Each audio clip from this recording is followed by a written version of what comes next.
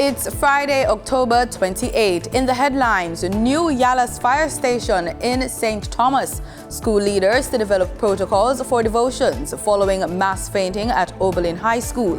Regionally, Barbados moving towards a cashless payment system in the transport sector. And in sports, the search is on for a new West Indies coach. This is the news on PBC Jamaica. I'm Simone Absalom Gale.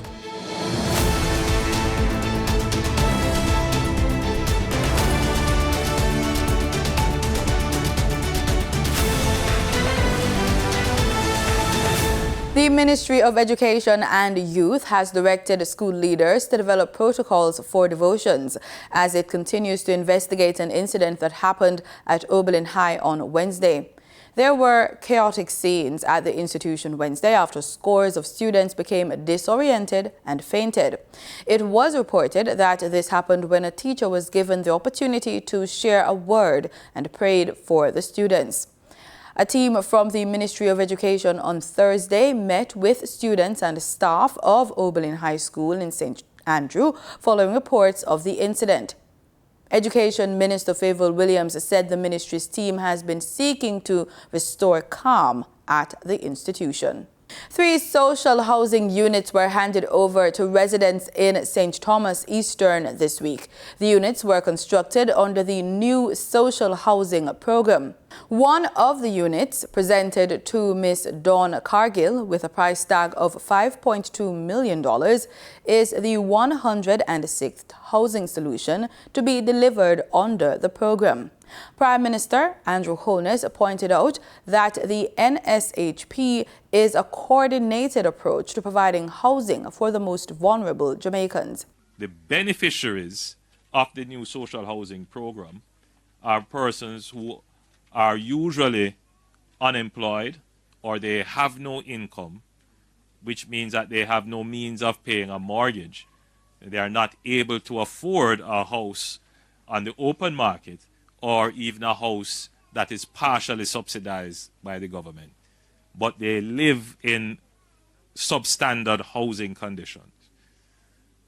Usually, we want to identify households with children or pregnant or lactating mothers, large households, and we want to intervene in those circumstances. He pointed out that come November, 20 more units will be available under the program. Now, if we are able to do 20 each month, you can see that the program will eventually get to all the people we need. Our estimate, based upon what we are seeing coming into the members of parliament in terms of applications, is that there are about 6,000 Jamaicans who are living in conditions like these, the worst of the worst, the really bad situations. And we're going to try and treat with them. Mr. Holness notes that the government is working to ensure that housing solutions can be accessed at affordable costs through the Housing Agency of Jamaica and the National Housing Trust by all Jamaicans, regardless of their level of income. 8 new fire stations are earmarked for construction along Jamaica's south coast at a cost of approximately $2 billion. Prime Minister Andrew Holness made the announcement on Wednesday at the official opening ceremony for the Yalas fire station in St. Thomas.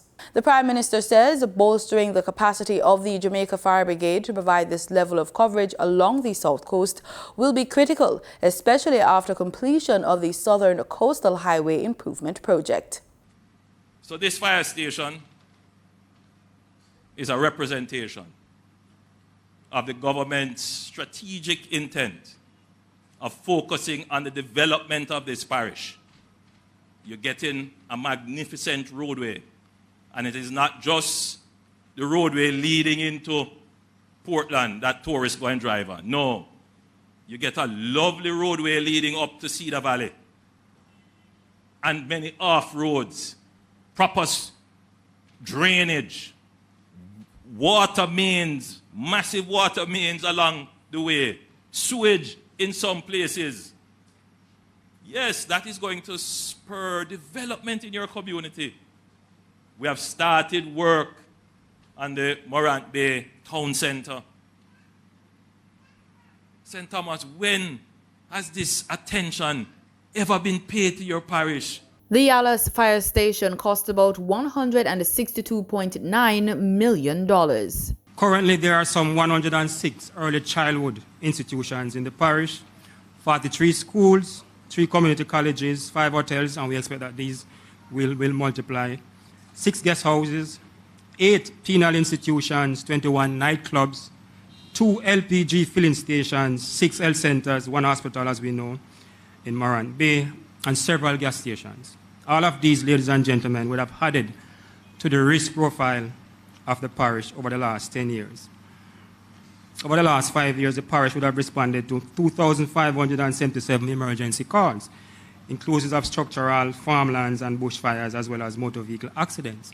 And this is one area that we are a bit concerned about, because we know with the opening of the highway, there are likely to be an increase in the motor vehicle accidents happening in this parish. That was Jamaica Fire Brigade Commissioner Stuart Beckford. He also pointed out that over the last 5 years, St. Thomas's firefighters responded to over 2,000 emergency calls. He's inviting Jamaicans to become more acquainted with the JFB. I would like to thank those who work tirelessly to make this a reality. To these individuals, we owe a debt of gratitude. We want to assure you that your efforts will not be in vain, as we will do everything in our powers to ensure the proper use and maintenance of this facility. In closing, I'd like to say to you, sir, that I'm happy that your house was not gutted by fire. We, at times, at the fire brigade, may not be in a position to respond as quickly as we want because of the distance that we have to travel. But what we try to do to make amends for this is to educate the public on what to do in the event of a fire. And obviously, you would have taken that training, that education seriously, and it would have helped you in mitigating a possible disaster. A list of the Fire and Life Safety Awareness Week activities can be viewed on the JFB's Facebook and Instagram pages at Jamaica Fire Brigade. Acting Chief Education Officer Dr. Kassan Troop says a lot of students and some teachers are not taking advantage of the electronic books, e-books, that have been procured by the Ministry of Education. She addressed the matter at this week's post-cabinet media briefing. Maya Chung reports. According to Dr. Troop, while supply issues have prevented some hard copy books from getting into the schools, more than 66,000 licenses for e-books have been procured. She says e-books are available, and she's urging principals to make the time to support students in downloading them. These books have been assigned, and alarmingly, principals have expressed concerns about materials not being available, and the books are not being used by the students that we have procured. 66,000 plus licenses have been distributed, or we are distributing based on responses from our schools. And those that have responded, we have oversight based on the facilities in place. And we have seen that books have not been accessed by our students. So we have called our principals, we have spoken to them about that, and we have given them oversight, access to the platform so that they too can be aware of what's happening. She says to ensure greater use of the e-books, the Education Ministry will be sending teams into the schools where the e-books have not been activated. We are going to look at those schools that are not activating, and we are going to set up the sessions ourselves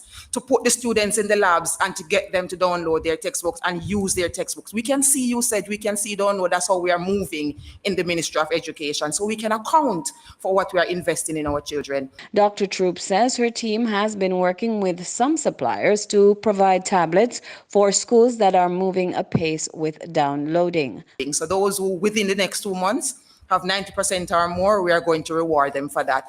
So that's what we are doing in terms of the support. We do have some delays, and we have said that. And in my meeting last week with our principals, we have given them the updated timelines.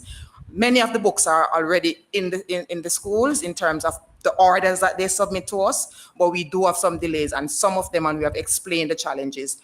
Tertiary institutions support the rest of the education system through the training of effective teachers, school principals, and students. This week, we begin a two-part feature on one such institution, the Caribbean Maritime University, the only one of its kind in the region.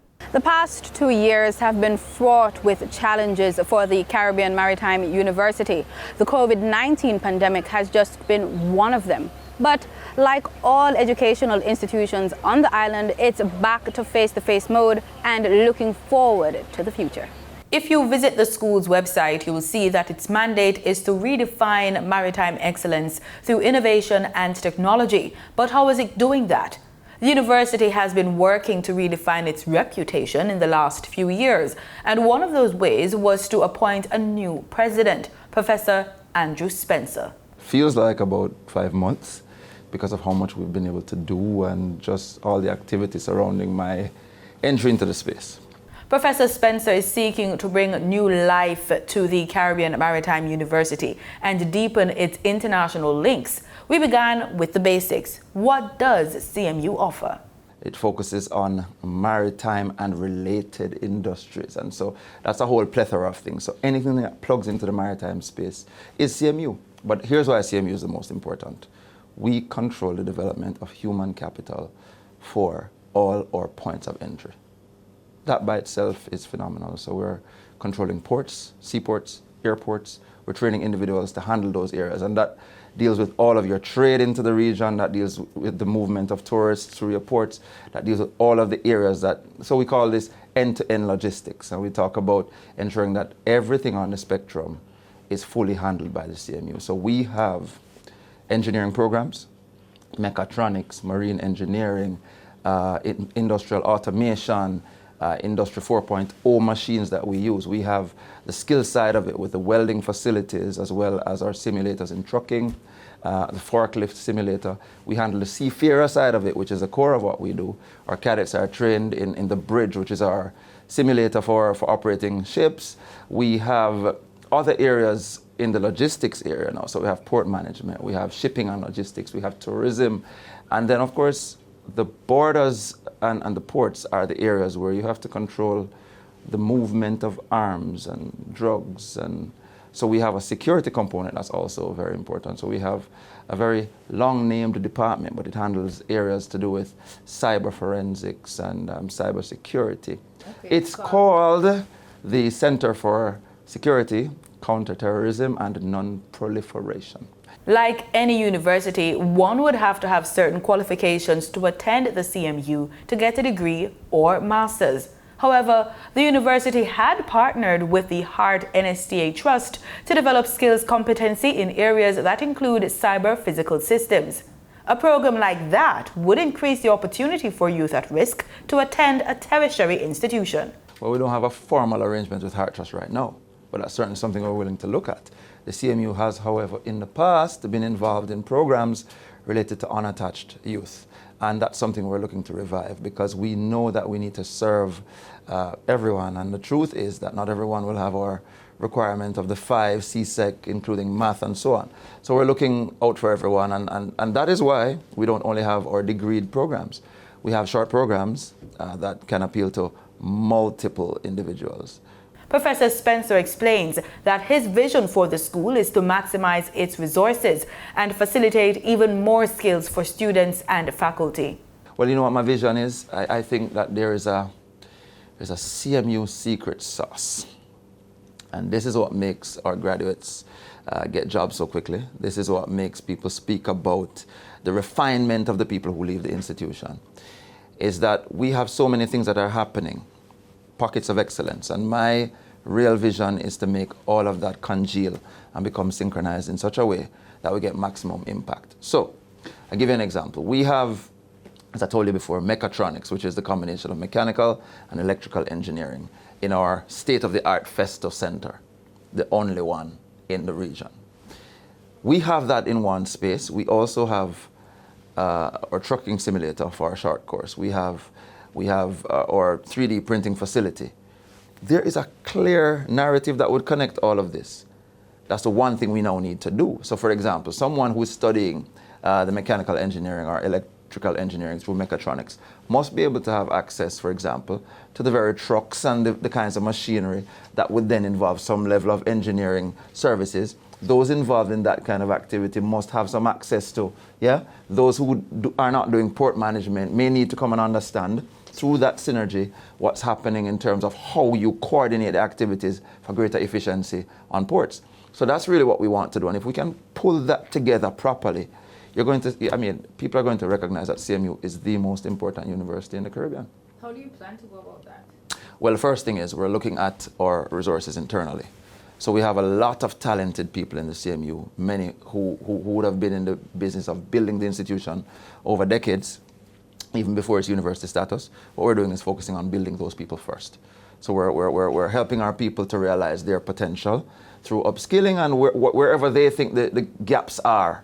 Mr. Spencer acknowledges that the institution is recovering from a fall-off in enrollment due to COVID-19, as well as challenges with staff morale. But he believes there will be improvements and glory days ahead for the school.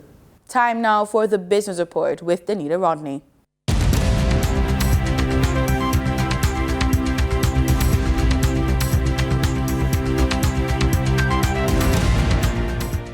The National Export-Import Bank of Jamaica, Exim Bank, said it is now working to revamp and bring to market a new solar loan product. Speaking at a recent Jamaica Observer Business Forum, Exim's Managing Director Lisa Bell said the new product will add to its 16 other funding solutions to mainly small and medium-sized enterprises, SMEs. The renewable energy loan is said to be one way of promoting environmentally friendly solutions for businesses.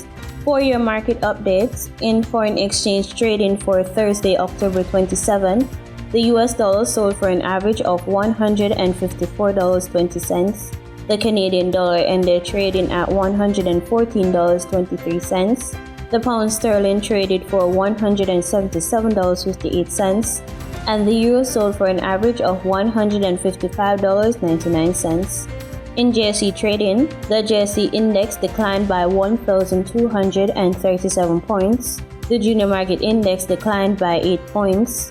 The combined market index declined by 1,228 points. And the All Jamaican Composite Index declined by 1,462 points. Overall market activity resulted from trading in 104 stocks, of which 46 advanced, 43 declined, and 15 traded firm.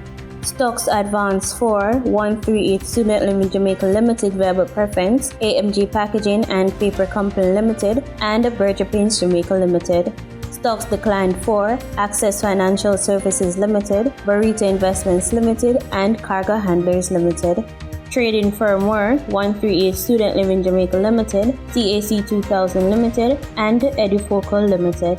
The overall volume leaders were Wigton Wind Farm Limited ordinary shares with over 3 million units, along with Dollar Financial Services Limited and Trans Jamaican Highway Limited USD with over 1 million units.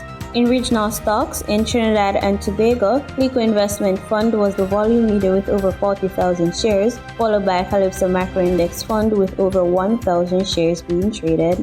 On the Barbados Stock Exchange, Goddard Enterprises Limited was the sole security trading over 20,000 shares. In regional business, the Barbados economy has registered double-digit growth for the first 9 months of this year. That's according to Central Bank Governor Cloviston Haynes, who made the revelation while delivering the bank's third quarter economic review. The Barbados economy is on a path to recovery, and economic growth of approximately 10% is expected for 2022. However, the forecast is for slower global economic activity amid the tightening of financial conditions in advanced economies, the slowdown in production in China, and the potential return of COVID-19 cases during the winter period. The IMF's global growth forecast is now 3.2% for 2022 and 2.7% for 2023, the weakest growth profile since the global financial crisis. This outlook poses a significant downside risk that has been accentuated by the uncertainty in the United Kingdom market. However, the recovery is expected to continue into 2023 based on scenarios encompassing a weaker performance of the UK tourism market, Growth is forecast to reach between 3.5% and 5% for 2023. Future prices for energy and food have started to fall as global economic activity slows and global supply chains begin to normalize. These global declines will feature domestically with a lag. The local initiatives to reduce price pressures have started to bear fruit and will provide some ease until the price declines are realized. In market data for oil prices fell after top crude importer China widened its COVID-19 curves. Brent crude futures dropped 50 cents to $96.46 a barrel, and West Texas Intermediate crude futures were down 78 cents at $88.30. And that was the business report on PBCJ. I'm Benita Rodney.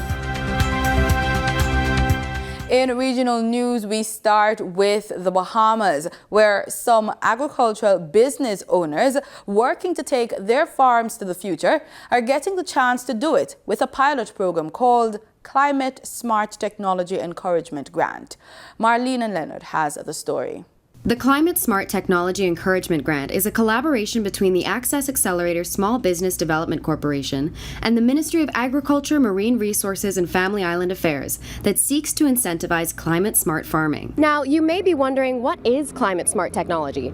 Well, it includes things like climate smart seeds, planting materials that can withstand extreme weather conditions, and solar and wind energy. And the solar energy is something that these grant recipients are particularly interested in.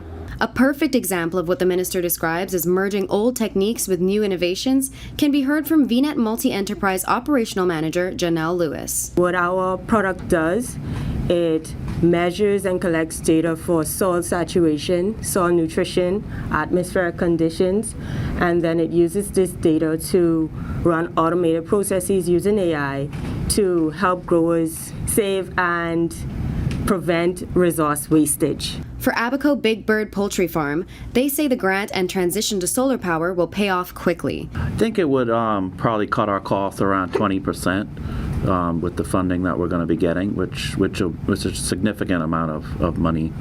Our bills run in the thousands, tens of thousands of dollars sometimes every month. And Shomakan Cargill and the mushroom producers at Welmutta Fungus have plans to make their products more sustainable and accessible for Bahamians. We intend to solarize our production, reduce our carbon footprint, as well as reduce our cost of production to bring down our price to make these healthy products more available to the general population. Agriculture Minister Clay Sweeting says grants like this are big steps toward food security. I think as a ministry and as a government, we continue to find creative ways to empower. We have a long way to go, but every success starts with the first step, and I think that's what we've done today. In Barbados, people who use the Transport Board's services are in for a new experience as authorities move a step closer to introducing a cashless payment system.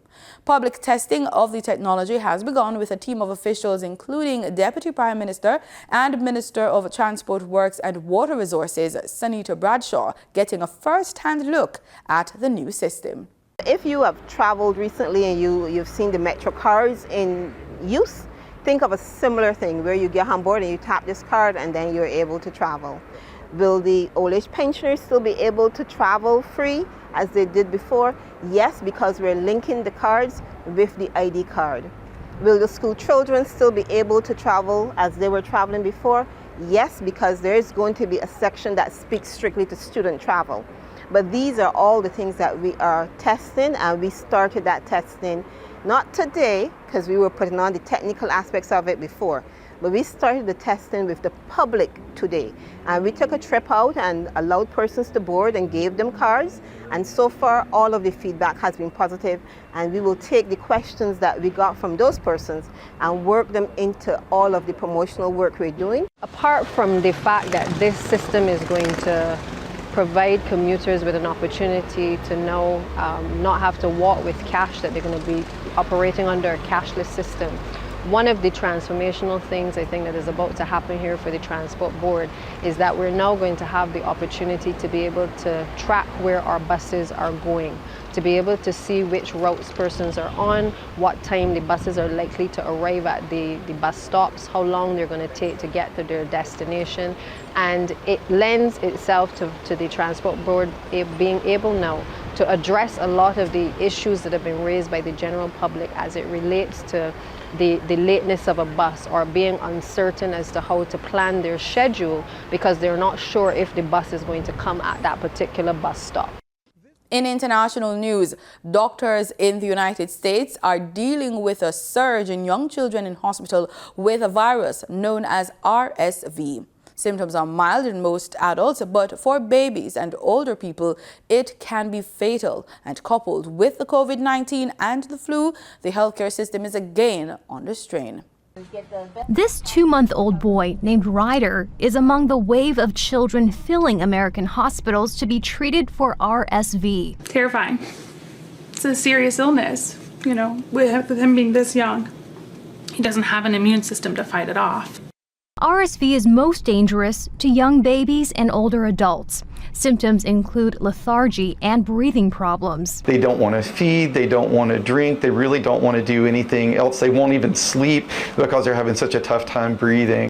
The U.S. Department of Health and Human Services reports nearly 3/4 of pediatric hospital beds are currently full. RSV, COVID, and an unusually early influenza season have combined to form what some doctors call a tridemic. The sheer volume and the impact in terms of outstripping the healthcare system's ability to care for it, I think you're seeing a tidal wave sweeping across this country right now. Children's emergency room staff say they are overwhelmed with patients.